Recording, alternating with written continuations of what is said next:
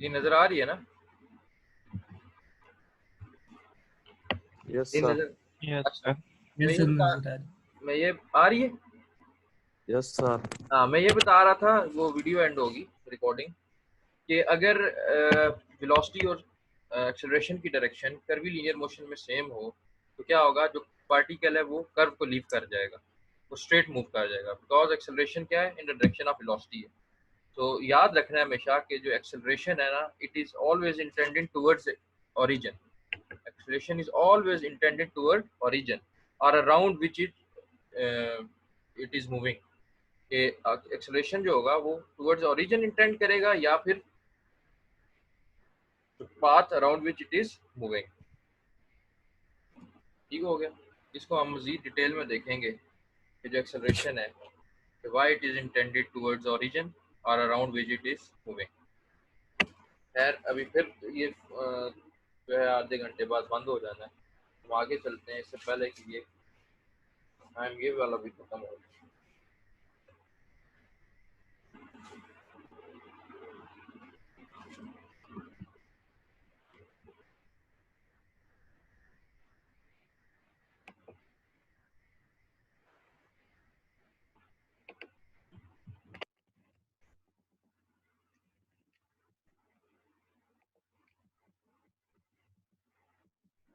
ये वहीं लिखा हुआ है कि एक्सेलरेशन वेक्टर जो है वो is not tangent to particle path and velocity vector.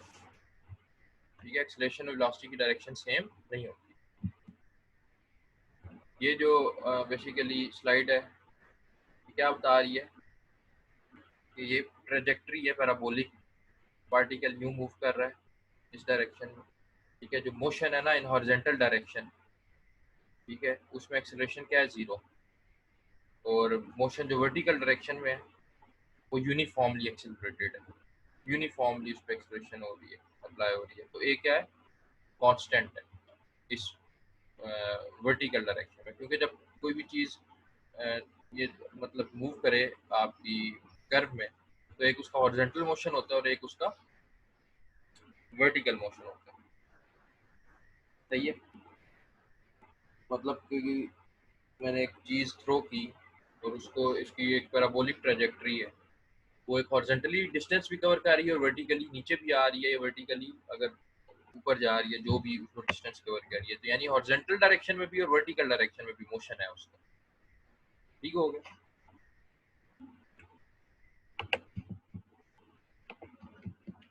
ये इक्वेशंस लिखी हुई है कि हॉरिजॉन्टल डायरेक्शन में एक्सेलरेशन क्योंकि जीरो है, तो v, वो जो इक्वेशन ऑफ मोशन थी, v is equal to V I plus A T, ये वही चीज़ है। इसको उसने क्या किया, एक्सेलरेशन को जीरो पुट किया, ये आंसर आ गया। ये वही है, s is equal to V I T plus half G T square, इसमें भी उसने एक्सेलरेशन को जीरो पुट किया तो ये आ गया फाइनल। ये है वो वाला V F square is equal to V I square plus two G S, ये टू जी एक्स जो भी होता था, इसमें भी एक्सेलरेशन जीरो पुट किया तो ये स्टिकल आ गया। ये फॉर हॉरिजॉन्टल मोशन है।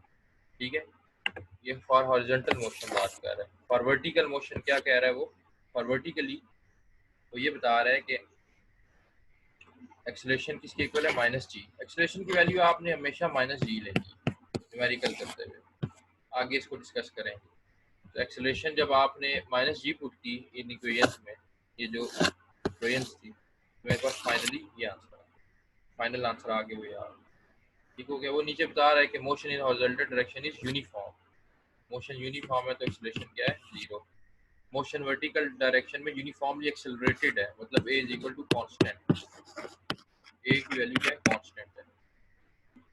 और मैंने स्टार्ट में भी बात बताई थी, कर्वीलिनियर मोशन को सॉल्व करने का तरीका ये है कि हम एक्स डायरेक्शन और वाई डायरेक्शन में क्या कर लें, इसको ब्रेक कर लें और रेक्टिलिनियर मोशन की इक्वेशंस लगा अलग अलग, इंडिपेंडेंट रेक्टिलिनियर मोशन की इक्वेशंस में, एक्स डायरेक्शन में अलग और वाई डायरेक्शन में अलग। ये भी एक तरीका है इसको डील करने का। खैर ये बेसिकली उसने ये यहाँ पे इस चीज़ के बारे में बताया हुआ, ये पीछे वही चीज़ें एक्सेलरेशन जो मैं एक्सप्लेन कर चुका हूँ व्हाइट बोर्ड पे, ये वेलोसिटी, पोजीशन, ये चीज़ें मैं एक्सप्लेन कर चुका हूँ। अच्छा, ये क्या है, 3D रेक्टेंगुलर कंपोनेंट्स। मैंने वो पोजीशन वेक्टर करवाया था ना, तो पोजीशन वेक्टर किसके इक्वल है, पोजीशन वेक्टर इक्वल है r is equal to x i plus y j अब क्योंकि ये 3D है तो ये तीसरा भी आ गया z के, वही चीज़ ये चीज़ मैं करवा चुका हूँ, z के साथ ये हो जाएगा। सिमिलरली वेलोसिटी वेक्टर में ये आएगा dx/dt, यानी हम जो करते रहे हैं dr/dt, कुछ भी लिखो, वेलोसिटी वेक्टर जो है वो फाइनली ये बन जाएगा। पोजीशन वेक्टर ये है और एक्सेलरेशन ax, ये भी मैं निकलवा चुका हूँ पीछे, axi कैसे आया, ay कैसे आया, पीछे बता चुका हूँ। बस इसमें सिर्फ इसमें और पिछली जो मैं चीज़ें बता चुका हूँ, फ़र्क क्या है, वो 2D में था, ये 3 डायमेंशनल है, इसमें तीसरा कंपोनेंट भी आ गया। बस बाकी वही चीज़ें जो पीछे, एक्सेलरेशन पोजीशन वेक्टर भी वही है जो पीछे बताया, वेलोसिटी वेक्टर भी वही है जो पीछे बताया, एक्सेलरेशन वेक्टर भी वही है जो पीछे बताया, सिर्फ थर्ड जो इसका एक्सिस है वो इन्वॉल्व हो गया इसमें, और इसमें कोई खास बात नहीं। बड़ा इंपॉर्टेंट टॉपिक है, बहुत इंपॉर्टेंट टॉपिक है, इसकी डेरिवेशन जो है ना वो बहुत इंपॉर्टेंट है और काफ़ी एक्सटेंसिव है, वो हम करेंगे, ठीक है। वो हर बंदे ने करनी है, वो इंक्लूडेड है क्विज में, एक ये डेरिवेशन और एक अगली डेरिवेशन, दोनों इंक्लूड, ठीक है। जो टेंजेंशियल एंड नॉर्मल कंपोनेंट, इस पे आते हैं हम, टाइम ज़ाया किए बगैर। एक ये बड़ी इंपॉर्टेंट है डेरिवेशन, और दूसरी जो डेरिवेशन इंपॉर्टेंट है वो है रेडियल एंड ट्रांसवर्स, ठीक है, रेडियल एंड ट्रांसवर्स कंपोनेंट्स। खैर सबसे पहले हम करते हैं टेंजेंशियल एंड नॉर्मल कंपोनेंट। पहले तो हम देखते हैं ना कि टेंजेंशियल एक्सिस क्या होता है, नॉर्मल एक्सिस क्या होता है, फिर कंपोनेंट्स पे आते हैं। अच्छा खैर, सबसे पहले बात करता हूँ जी normal and tangential coordinate system. बड़े हम कोऑर्डिनेट सिस्टम मतलब पहले जो पढ़ के आए, अब ये जो दूसरा कोऑर्डिनेट सिस्टम है इसकी वो बात कर रहे हैं, tangential and normal coordinate system. अच्छा, जो मोशन ऑफ पार्टिकल है ना, किसी भी पार्टिकल की जो मोशन होती है along a curve path, along a curve path कोई भी हो, तो जो मोशन है पार्टिकल की अलोंग अ कर्व पाथ, उसको एक्सप्लेन करने के लिए हम कौन सा कोऑर्डिनेट सिस्टम यूज करेंगे, normal and tangential coordinate system, ठीक है, normal and tangential coordinate system,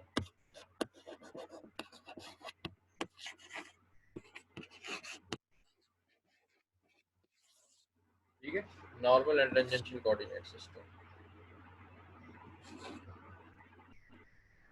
अच्छा, ये 2 डायमेंशनल सिस्टम है जिसको हम 3 डायमेंशनल भी बना सकते हैं, एक्सटेंड कर सकते हैं, ठीक है। फिलहाल हम 2D इसकी 2 डायमेंशनल सिस्टम को ही डील कर रहे हैं, इसके normal and tangential coordinate system के। लेट्स सपोज हमारे पास एक पाथ है, कर्व पाथ, ठीक है, किसी भी टाइम इंस्टेंट पे इधर पोजीशन लेट्स सपोज P है, वही चीज लिखता हूँ, तो इसका जो टेंजेंट होगा वो ऐसे ही होगा इस पॉइंट P पे, स्मॉल, ठीक है। मतलब कि एक ऑब्जेक्ट था जो इस पाथ पे ट्रेवल कर रहा है इस तरफ, ठीक है, किसी भी इंस्टेंट पे हम उसका टेंजेंशियल एक्सिस ड्रॉ कर सकते हैं।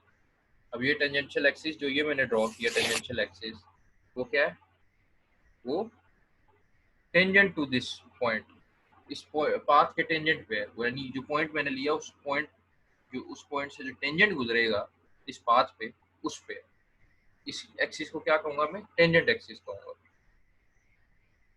अगर ये डायरेक्शन ऑफ मोशन की तरफ बनेगा तो ये पॉजिटिव टेंजेंट एक्सिस होगा, ठीक है। ये भी डायरेक्शन ऑफ मोशन मैंने ये बनाई नीचे, डायरेक्शन ऑफ मोशन इस तरफ है, तो ये टेंजेंट एक्सिस भी मैंने इसकी डायरेक्शन भी इस तरफ है, तो ये पॉजिटिव टेंजेंट एक्सिस, तो इसको मैं क्या कहूंगा, positive tangent axis. Negative tangent axis कब कहूंगा, जब opposite to the direction of motion होगा, ये इसकी डायरेक्शन जो होगी, डायरेक्शन ऑफ मोशन की क्या होगी, अपोजिट होगी। तो अभी मतलब कि इस तरह अगर मैं इस एक्सिस को पीछे की तरफ ले आऊँ, ये नेगेटिव डायरेक्शन ऑफ मोशन क्योंकि इस साइड, सही है, ये क्या है, टेंजेंट एक्सिस है मेरा।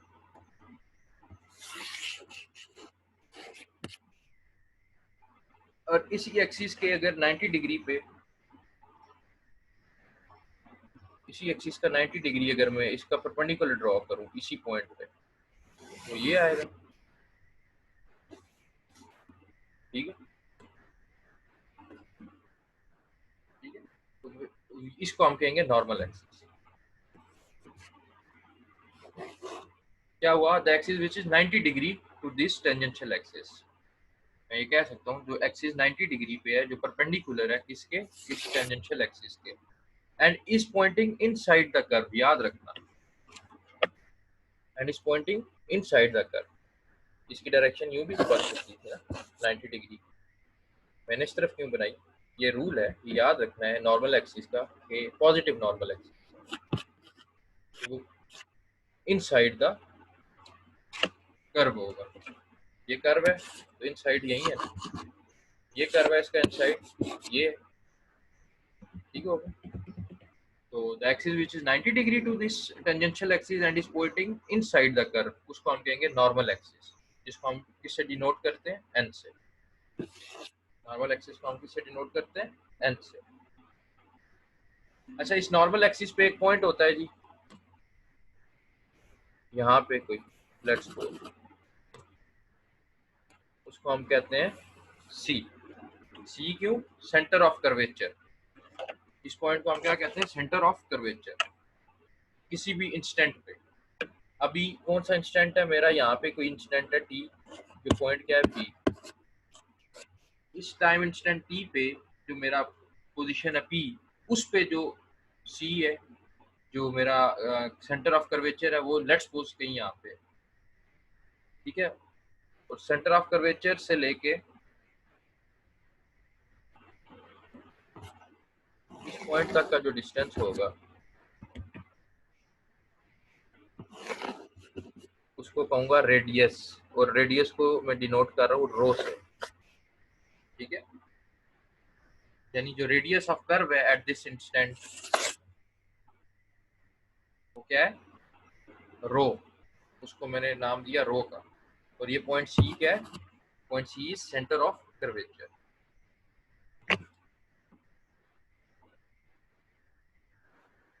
तो जो सेंटर ऑफ कर्वेचर है वो नॉर्मल एक्सिस पे होगा, और रेडियस भी क्या होगा, वो नॉर्मल एक्सिस होगी, ठीक है। At that instant, particular instant, ये नहीं है कि कर्व की हर पोजीशन पे रेडियस ऑफ कर्वेचर और सेंटर ऑफ कर्वेचर सेम होगा, ऐसा नहीं होता।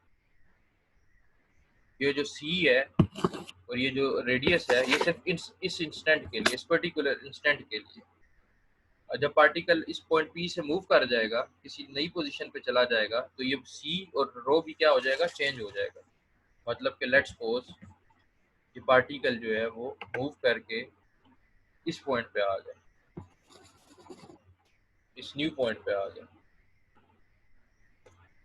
ठीक हो गया। यहाँ पे इसका टेंजेंट क्या होगा, ये होगा टेंजेंट, और यहाँ पे नॉर्मल एक्सिस, लेट्स सपोज ये एग्जैक्ट परपेंडिकुलर अगर नहीं भी बना तो यहाँ पे नॉर्मल एक्सिस ये है, और यहाँ पे टेंजेंट क्या है, ये है। इसको T2 कह देता हूँ, इसको N2 कह देता हूँ, ये N1, ये T1 हो, ठीक हो गया। लेट्स सपोज ये 90 डिग्री है, ये 90 डिग्री है, यहाँ पे थोड़ा सा टेढ़ा बन गया। यहाँ पे उसका जो क्या नाम है, सेंटर ऑफ कर्वेचर है, वो कहीं यहाँ पे होगा, ठीक है। कर्वेचर जो सेंटर है,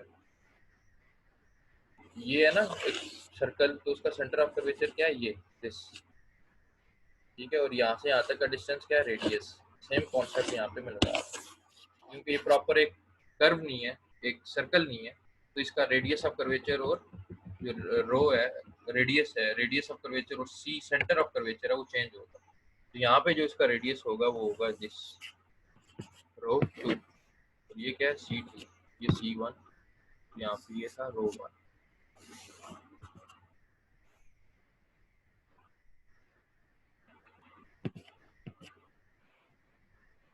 ठीक हो गया। तो यहाँ पे रेडियस ऑफ कर्वेचर ये है, यहाँ पे रेडियस ऑफ कर्वेचर ये है, यहाँ पे सेंटर ऑफ कर्वेचर ये है, यहाँ पे सेंटर ऑफ कर्वेचर ये है। तो जो रो और सी है वो कब कांस्टेंट होंगे, अभी बताया, कोई बताया मुझे रो और सी जो है, रो एंड सी, यानी ये radius of curvature, centre of curvature,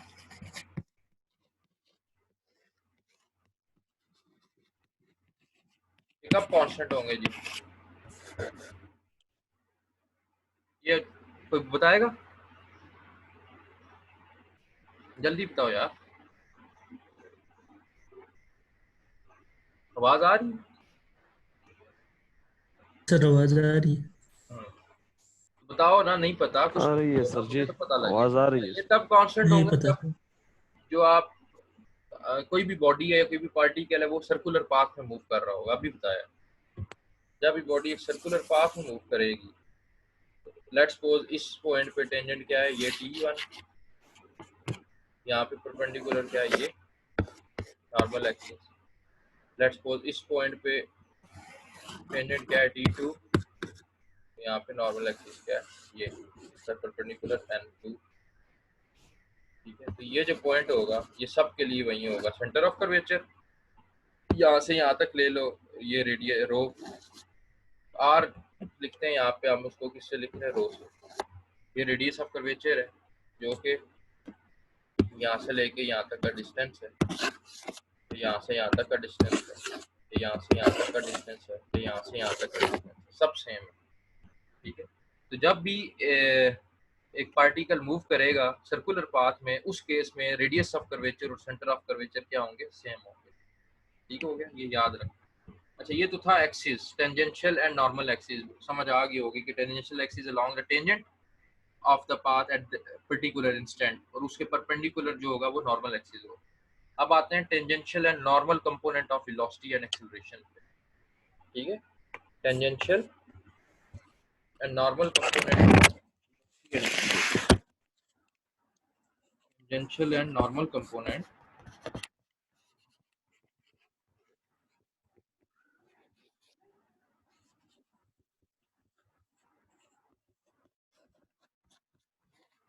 velocity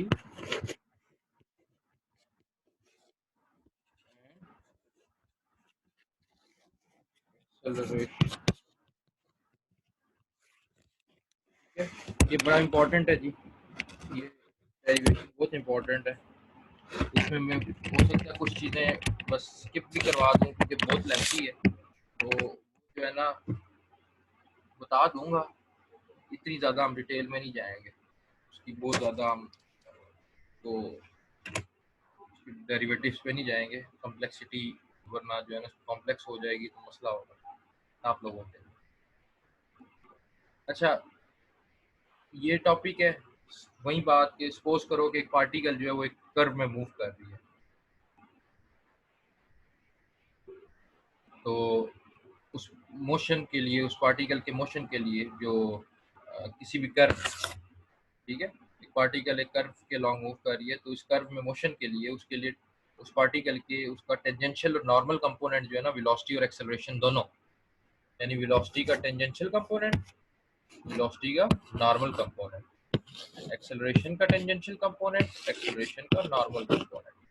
ठीक है, टेंजेंशियल क्या है, अभी मैंने बताया कि along the tangent of that path at particular instant. Normal क्या है कि जो एक्सिस 90 डिग्री है इसके उस टेंजेंशियल एक्सिस पे, वो नॉर्मल एक्सिस। तो जब भी पार्टिकल मूव कर रहा है कर्व में, तो जो उसका मोशन है अलोंग द कर्व, तो ये जो दो कंपोनेंट्स हैं, चार कंपोनेंट्स, वेलोसिटी का tangential and normal component, acceleration का tangential and normal component, they are very important for the analysis of the motion. ठीक है, इस मोशन के एनालिसिस के लिए ये चार कंपोनेंट्स जो हैं, बेसिकली दो हैं, वेलोसिटी के और एक्सेलरेशन, लेकिन अगर इसके मैं फर्दर ब्रेक करूँ तो वेलोसिटी के दो कंपोनेंट्स और एक्सेलरेशन के दो components, tangential and normal component, ये एनालिसिस ऑफ मोशन के लिए बहुत इंपॉर्टेंट है, पार्टिकल की और इसके अलावा कर्व की और पाथ जो वो फॉलो कर। ठीक हो गया, they are very important for the analysis of motion of the particle. ठीक है, and that of curve and that of path. अब आते हैं हम फिगर पे।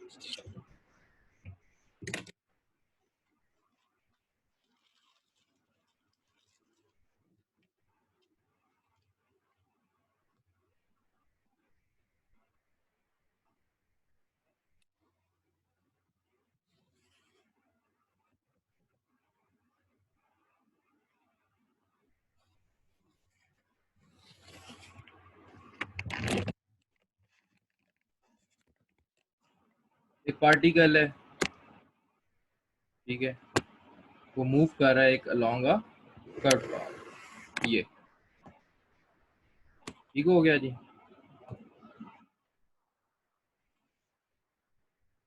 वही चीज ड्रॉ कर रहा हूँ, P1 P2।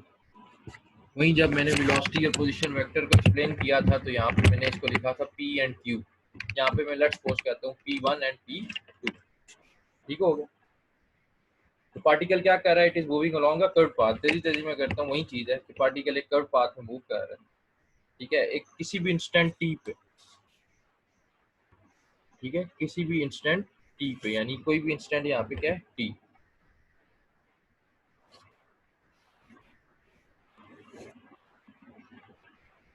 अच्छा, किसी भी इंस्टेंट टी पे उसकी पोजीशन क्या है, दिस P1, कोई भी टाइम इंस्टेंट टी है उस पे उसकी पोजीशन क्या है, P1, ठीक हो गया।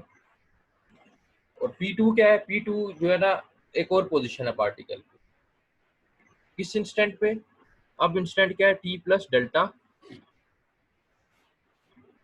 अब डेल्टा में यूं लिख, T प्लस डेल्टा, ये डेल्टा का, ठीक हो गया, डेल्टा, ये वही कॉन्सेप्ट है जो पीछे करते रहे हैं कि किसी भी टाइम इंस्टेंट टी पे उसकी पोजीशन है P1 और T प्लस डेल्टा टी पे उसकी पोजीशन क्या है, P2। तो P1 और P2 क्या हुए, they are successive position of moving particles. तो ये P1 और P2 है, ये क्या है, they are the successive position of moving particles किसी भी टाइम इंस्टेंट पे। मतलब P1 किस टाइम इंस्टेंट पे मैं कह सकता हूँ 2 सेकंड, हो सकता है 0 पे हो, यहाँ पे रेस्ट पे हो, क्योंकि पार्टिकल यूं मूव करते हुए आ रहा है पीछे से, लेट्स सपोज इस पोजीशन पे उसकी क्या टाइम है, 2 सेकंड्स, और यूं यहाँ पे वो पहुंचा वो लेट्स सपोज 5 सेकंड्स, ठीक हो गया। तो ये जो डेल्टा टी है वो कितना हो गया, 5 माइनस 2 3 सेकेंड, समझ आई बात। तो 2 इज इक्वल टू टी, तो 5 कैसे आया, 2 प्लस 3 5, यानी ये 2 प्लस 3 5। तो यहाँ पे टाइम इंस्टेंट क्या हो गया, ये टी, यानी 2 क्या था, टी प्लस ये क्या था, डेल्टा। तो इस पॉइंट पे जो टाइम इंस्टेंट वो क्या हो गया, टी प्लस डेल्टा टी, क्योंकि 2 प्लस 3 इक्वल टू 5, वही चीज लिखी, T plus delta T time instant है, न्यू पोजीशन पार्टिकल की P2। तो P1 और P2 क्या है, they are the successive position of moving particles अपने उनके रिस्पेक्टिव टाइम इंटरवल पे, ठीक है। अब मैं ड्रॉ करता हूँ जी पोजीशन वेक्टर, इसको अब दोबारा मैं क्या एक्सप्लेन करूँ, ये पोजीशन वेक्टर है और ये पोजीशन वेक्टर है R प्लस डेल्टा R, ठीक हो गया जी। वही चीज ये R and R plus delta R का रिस्पेक्टिव पोजीशन वेक्टर, ठीक है। अगर इनका मैं मतलब यहाँ पे लूँ रिजल्टेंट, इसको स्ट्रेट लाइन से मिलाऊं, ये बनेगा यूं करके कुछ, ये क्या है, डेल्टा R, ठीक है जी। मैं अगर यहाँ पे ये कहूँ, ये पॉइंट है जहाँ पे ये मिल रहा है पोजीशन वेक्टर A, और ये पॉइंट है पॉइंट B, ठीक हो गया। ये पॉइंट है O। अच्छा, पॉइंट A और P1 क्या है, इक्वल है, कोइंसाइड कर रहे हैं, A एंड P1। सिमिलरली ये A और P1 क्या कर रहे हैं, आपस में मिल रहे हैं ना, कोइंसाइड कर रहे हैं। B एंड P2 ये दोनों भी क्या कर रहे हैं, कोइंसाइड कर रहे हैं, ठीक है। Point A and P1, point B and P2 they are coinciding, ठीक हो गया, ये बता दी यहाँ पे।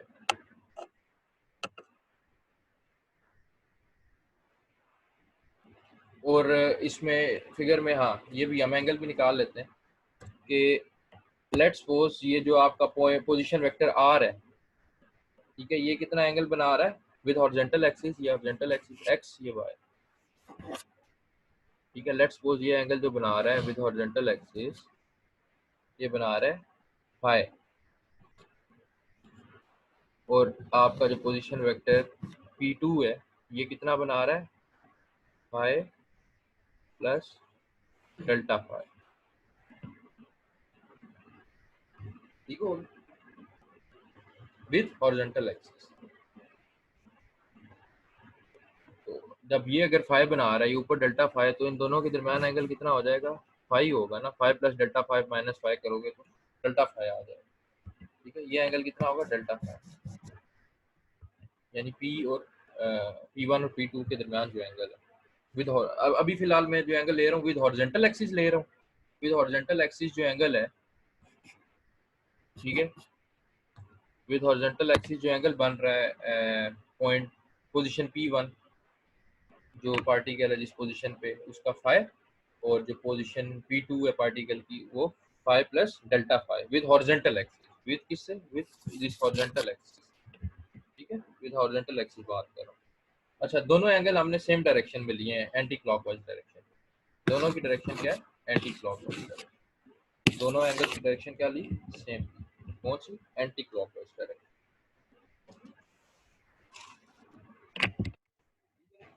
यहाँ तक ओके है जी, बोले? Yes sir. अब आगे आओ। अब ये लास्ट टाइम मैंने बताया था, ये क्या होगा, ये डेल्टा एस होगा, दिस वन। डेल्टा एस क्या था, डेल्टा एस डिस्टेंस था उस कर्व का, यानी इस P1 से लेके ये जो कर्व है ना, इसका डिस्टेंस, ठीक हो गया। इस P से लेके इस P2 तक कर्व का डिस्टेंस, और पॉइंट ए बी क्या है, ये स्ट्रेट लाइन है, ए बी ये स्ट्रेट लाइन है, और P1 P2 क्या है, P1 P2 ये कर्व का इनिशियल पॉइंट और फाइनल पॉइंट है, और ए बी क्या है, ये स्ट्रेट लाइन का फाइनल पॉइंट और इनिशियल पॉइंट और फाइनल पॉइंट है। तो ए और जो P1 है वो आपस में कोइंसाइड कर रहे हैं इस पॉइंट पे, और बी और P2 इस पॉइंट पे कोइंसाइड कर रहे हैं। खैर, बताने का मकसद ये था कि ये जो कर्व है ना, इसका जो डिस्टेंस है ना, ये वाला, वो डेल्टा एस है, ठीक है, और ये जो स्ट्रेट लाइन है ना, ये डेल्टा आर, ये चीज बतानी। अच्छा, डेल्टा एस जो है मेरे पास वो क्या है, डिस्टेंस ऑफ कर्व है। जो वेक्टर ए बी है ना, ये vector A B, this one, ये straight line vector A B, वो क्या है, vector A B is delta r, ये लिखा हुआ। और आर्क लेंथ जो है P1 P2, वो क्या है, ये डेल्टा एस, वही जो मैं बता चुका हूँ। आर्क लेंथ P1 P2 क्या है, डेल्टा एस, यानी जो P1 P2 है मेरे पास, P1 P2 आर्क की जो लेंथ है वो है डेल्टा एस, ठीक हो गया। और जो वेक्टर ए बी है, यानी ए से ये बी तक का जो डिस्टेंस, वो क्या है, डेल्टा आर। ये फर्क है इसमें, याद रखना, डेल्टा आर और डेल्टा एस में। डेल्टा एस क्या है, आर्क लेंथ है P1 P2, और ये क्या है, ये जो है आर्क लेंथ है। अच्छा, अगर डेल्टा टी स्मॉल हो ना, जब पहले भी मैं बता चुका हूँ कि delta T is very small, यानी ये जो टी है यहाँ पे, ये टी है, ये टी प्लस डेल्टा टी है, तो ये जो यहाँ से पॉइंट ए से पॉइंट बी तक जाते हुए जो टाइम लगेगा, वो कितना लगेगा, डेल्टा टी लगेगा, ठीक हो गया। ये डेल्टा टी टाइम होगा यहाँ से यहाँ तक जाते हुए। अगर डेल्टा टी बहुत स्मॉल है, लेट्स सपोज कुछ सेकंड, कुछ माइक्रो सेकंड, वेरी स्मॉल के delta T approaches to zero, इतना स्मॉल है कि डेल्टा टी क्या अप्रोच कर रहा है, जीरो के अप्रोच कर रहा है। याद रखना, जब डेल्टा टी वेरी स्मॉल है, वहीं जो मैं पहले भी बता चुका हूँ, ये जो आर्क लेंथ होगी, ये किसके इक्वल हो जाएगी, ये इसके इक्वल हो जाएगी, ठीक है। यहाँ पे जो आर्क लेंथ किसके इक्वल थी, आर्क लेंथ P1 P2 किसके इक्वल थी, डेल्टा एस के इक्वल। और जो आपका पोजीशन वेक्टर था ए बी, ये इक्वल था डेल्टा आर। तो मैंने क्या बात की, अगर ये डेल्टा टी स्मॉल हो, वेरी स्मॉल, डेल्टा टी जो है वो अप्रोच करे जीरो को, तो जो P1 P2 आर्क लेंथ है ये याद रखना है किसके इक्वल हो जाएगी, ये इक्वल हो जाएगी डेल्टा आर। यानी अब डेल्टा एस की बजाय ये किसके इक्वल हो जाएगी, डेल्टा आर। यानी डेल्टा एस और डेल्टा आर इक्वल हो जाएंगे आपको। ठीक हो गया। ये जो बीच में गैप आ रहा है ना ये खत्म हो जाएगा अगर मैं डेल्टा टी इक्वल मतलब अप्रोचेस टू जीरो बहुत स्मॉल, तब ये स्ट्रेट और जो कर्व जो आपका आर्क लेंथ है ये बराबर हो जाए, दोनों आपस में एक ही मतलब इंटरसेक्ट कर रहे हैं। तो इस केस में जो मैग्नीट्यूड है डी, ये इसका बदले किया, जब ये सीन होगा, जब आर्क लेंथ जो है वो आपकी इक्वल होगी वेक्टर ए बी के, तो आपकी जो मैग्नीट्यूड है डी आर की। और हाँ एक और बात याद रखना कि जब भी डेल्टा टी अप्रोच करेगा ना जीरो को, तो जो डेल्टा एस है वो बन जाएगा डी एस। ये आगे मैं बताऊंगा क्यों। जब भी कोई चीज या delta time approaches to zero, तो डेल्टा इस जो है ना वो किस में चेंज हो जाएगा, delta changes to D. Delta T similarly delta R किसके इक्वल हो जाएगा, डी आर के। ये उस केस में होगा जब भी डेल्टा टी अप्रोच करेगा जीरो को। ये आगे मैं बताऊंगा ये क्यों, क्योंकि अभी वीडियो खत्म हो जाएगी, रिकॉर्डिंग खत्म हो जाएगी। ये चीज अभी फिलहाल याद रखना कि जब भी डेल्टा टी अप्रोच करेगा जीरो को, तो जो डेल्टा एस है वो किस, उसको हम लिखेंगे डी एस, और डेल्टा आर को हम लिखेंगे डी आर। खैर अभी क्योंकि डेल्टा टी किसको अप्रोच कर रहा है, जीरो को, ये दोनों आपस में क्या हो गए, इक्वल। ये डेल्टा एस और डेल्टा आर, तो इसको मैं लिख सकता हूँ D S is equal to D R. ये मैग्नीट्यूड की बात कर रहा हूँ, magnitude of D S is equal to D R. ठीक है, मतलब अगर ए भी 5 मीटर है या 10 मीटर है, तो डी एस भी कितना है, 10 मीटर। यानी दोनों का मैग्नीट्यूड क्या हो गया, सेम हो गया।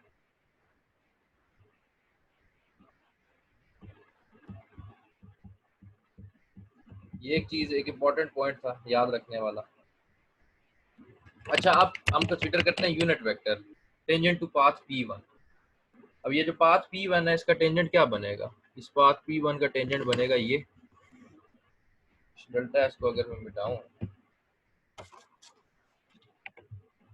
मैं इसको जरा इरेज कर रहा हूँ।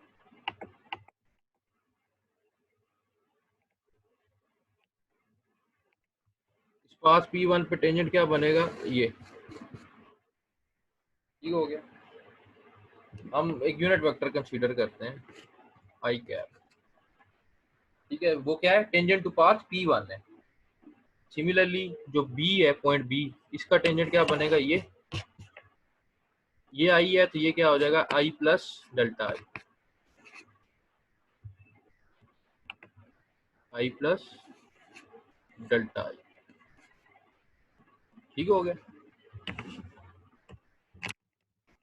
पोजीशन P2 पे क्या हो जाएगा, आई प्लस डेल्टा आई। तो कितना चेंज आया, डेल्टा आई का चेंज आ रहा है P1 पोजीशन से P2 पोजीशन।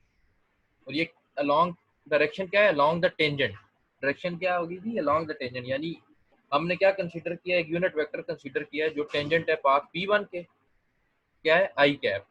और एक और यूनिट वेक्टर जो है टेंजेंट है एट पाथ P2 के, वो क्या है, आई प्लस डेल्टा आई। ठीक हो गया। लेट्स सपोज हम कहते हैं कि फॉर दिस पर्टिकुलर मोशन कि हमारा जो टाइम इंटरवल है वो delta T approaches to zero है। हम कहते हैं टाइम इंटरवल हमारा क्या है, delta T approaches to zero. यानी ये जो हमारा डेल्टा टी आ रहा है ना, यानी जो इंस्टेंट एट टाइम इंस्टेंट जो है टी एट पोजीशन P1 से हम जा रहे हैं डेल्टा टी टाइम कवर करके पोजीशन P2 पे, हम कहते हैं जी delta T approaches to zero है, ये बहुत स्मॉल है। तो इस केस में मैं पहले भी बता चुका हूँ, जो आर्क लेंथ थी P1 P2 वो किसके इक्वल हो जाएगी, linear distance of P1 P2। मतलब ये R1 P2 किसके इक्वल होगी, जो AB था, वेक्टर उसके मैग्नीट्यूड। तो मैं इसको इस तरह लिख सकता हूँ कि जो आर्क लेंथ P1 P2 है it tends to straight line. जब डेल्टा टी अप्रोच करेगा 0 को, ये आर क्या हो जाएगी, एक straight line, it tends to straight line. जब यहाँ पे मैं एक इस कर्व पे बहुत छोटा सा एक डेल्टा टी कंसीडर करता हूँ जो अप्रोचेस टू 0 है, तो वो बिल्कुल एक स्ट्रेट लाइन ही बनेगी। और इसको जब मैं ब्रॉडर करूँ तो वो एक स्ट्रेट लाइन ही बनेगी। यानी अब जो कर्व होगी वो क्या बन चुकी होगी, स्ट्रेट लाइन बन चुकी होगी। कर्व का ही पॉइंट होगा लेकिन वो क्या होगा, एक स्ट्रेट लाइन होगा। सो P1 P2 क्या कर रहा है, जब डेल्टा टी अप्रोचेस टू 0 है तो जो P1 P2 है वो क्या हो जाएगा, एक स्ट्रेट लाइन P1 P2। ठीक है, तो इसका क्या मतलब हुआ कि जो मेरा डेल्टा एस है, P1 P2 कर्व लेंथ था ना डेल्टा एस, मैंने बताया था कि जब delta S approaches to 0, delta T approaches to 0 होगा तो ये डेल्टा एस क्या बन जाएगा, डी एस। पहली बात तो ये ठीक हो गया। ये किसके इक्वल आ जाएगा, डी आर की मैग्नीट्यूड। डी आर क्या था, बेसिकली ये डेल्टा आर को मैंने डी आर लिख दिया। क्यों, मैंने बताया याद रखना, जब भी डेल्टा टी अप्रोचेस टू 0 होगा और डेल्टा जो सिंबल है वो डी हम लिखेंगे, उसको डेल्टा को हम क्या लिखेंगे, डी लिखेंगे। इसकी रीजन दूंगा आगे। डेल्टा को हम क्या लिखेंगे, डी लिखेंगे। तो ये D S is equal to D R हो जाएगा। यानी ये जो स्ट्रेट कर्व डिस्टेंस था वो अब स्ट्रेट बन चुका है, वो कर्व नहीं रहा, वो स्ट्रेट हो चुका है। तो जब भी डेल्टा टी अप्रोच करेगा 0 को, जो आर्क लेंथ थी P1 P2 it tends to a straight P1 P2। ठीक है, तो जो आपका डेल्टा एस था वो डेल्टा आर बन जाएगा। यानी अगर मैं सिंपल वर्डिंग में लिखूं, अगर कंफ्यूज हो रहे हो, तो ये डेल्टा एस क्या बन जाएगा, delta S is equal to delta R. ठीक है, डेल्टा आर जो है वो एक पोजीशन वेक्टर था, तो उसकी मैग्नीट्यूड की बात करेंगे। मैंने बताया जब भी डेल्टा टी अप्रोचेस टू 0 तो ये डेल्टा एस डी एस बन जाएगा और डेल्टा आर डी एस बन जाएगा। ये इसके इक्वल होगा, ये यार ठीक हो गया, ये यहाँ पे आ रहेगा।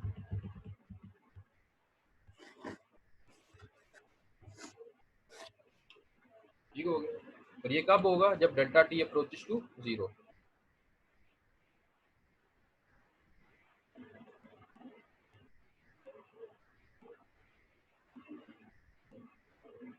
ठीक है, जब डेल्टा टी अप्रोचेस टू 0 तो आर्क लेंथ जो है डेल्टा एस वो क्या हो जाएगी, डी एस, और आर क्या हो जाएगी, एक स्ट्रेट लाइन। तो डी एस किसके इक्वल हो गया, मैग्नीट्यूड ऑफ डी आर के इक्वल हो गया। ये इंपॉर्टेंट पॉइंट है, ये याद रखने वाला पॉइंट है। अच्छा, रीजन क्या है, अब पता नहीं कितने मिनट रह गए हैं। रीजन 2 मिनट बचे। यहाँ तक, से नेक्स्ट शुरू करते हैं नेक्स्ट वीडियो में। अच्छा, जो डी टी है ना और डेल्टा टी, यानी डेल्टा टी, ये डेल्टा टी है